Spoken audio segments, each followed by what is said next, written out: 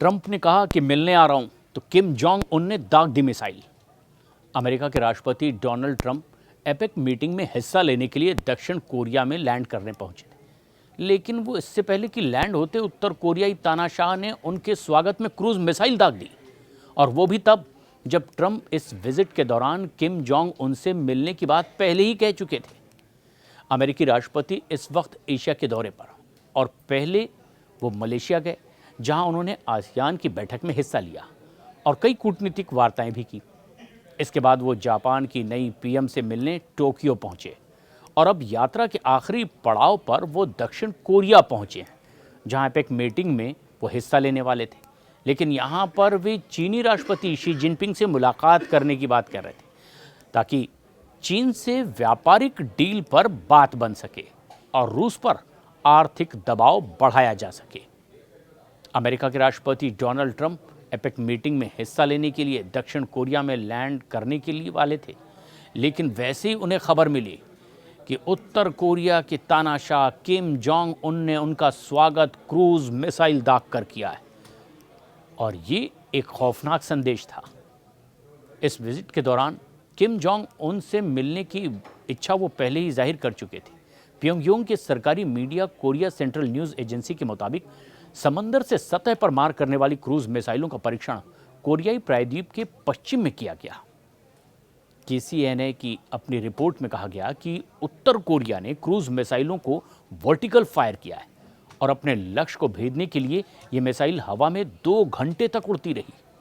इनका पूर्व निर्धारित मार्ग लगभग 7,800 सेकंड का था, और इसी निगरानी सेना के शीर्ष अधिकारी अब चोंग ने भी ये बातें बताई है। उत्तर कोरिया ने अभी पिछले सप्ताह ही हाइपरसोनिक मिसाइलों का परीक्षण किया था, जो काफ़ी चर्चा में रहा। हालांकि इन दोनों ही परीक्षणों के समय उत्तर कोरिया के तानाशाह किम जोंग उन की मौजूदगी का कोई जिक्र नहीं किया गया। आमतौर पर वो ऐसे बहुत ही ख़ास मौके पर वहाँ ज़रूर मौजूद रहते हैं। लेकिन दिलचस्प बात यह है कि कोरियाई पेनिनसुला में अपने दूसरे कार्यकाल में डोनाल्ड ट्रंप पहली बार पहुँचे हैं, और उन्होंने टोक्यो जाते अपने समय विमान में पत्रकारों से बातचीत करते हुए कहा था कि किम जोंग उनसे ज़रूर मिलना चाहेंगे अगर वे इस बात पर सहमत होंगे, और इसके बदले प्योंगयांग पर लगाए गए प्रतिबंधों में ढील की बात भी कर रहे थे। लेकिन उनके पहुंचने से पहले ही नॉर्थ कोरिया का ये रुख दिखाई दिया कि पुतिन के बहुत ही जिगरी दोस्त बने किम जोंग उन ने अब धमाका कर दिया। आपको याद दिला दें कि दरअसल साल 2019 में अपने पहले कार्यकाल के दौरान डोनाल्ड ट्रंप इसी तरीके से ऐसे जोन में किम जोंग उन से मिल चुके हैं, लेकिन इस बार नॉर्थ कोरिया की ओर से कोई प्रतिक्रिया नहीं आई है। ट्रंप अपने आप को डील मेकर और गैर पारंपरिक नेता के तौर पर स्थापित करने की दिशा में लगातार काम कर रहे हैं, और ऐसा दिखना वो पसंद करते हैं। किम से मिलना उनके लिए एक बार फिर से वैसे ही साहसी डिप्लोमेसी दिखाने का मौका हो सकता था, जैसे कि 2018 में सुर्खियां भी बात बनी थी।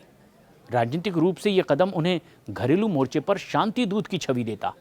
भले ही ठोस परिणाम चाहे जो हों, जो अब तक बहुत ठोस नहीं निकले, लेकिन दक्षिण कोरिया का दबाव और क्षेत्रीय स्थिरता की मांग दूसरी वजह हो सकती है। दक्षिण कोरिया की मौजूदगी, इस समय की जो सरकार है वो चाहती है कि उत्तर कोरिया दक्षिण के बीच में कम से कम संवाद तो बहाल हो जाएं, और अमेरिका इस पहल को समर्थन देने अपने सहयोगी देश को ये संकेत देना चाहता है कि वो एशिया में स्थिरता के लिए प्रतिबद्ध है।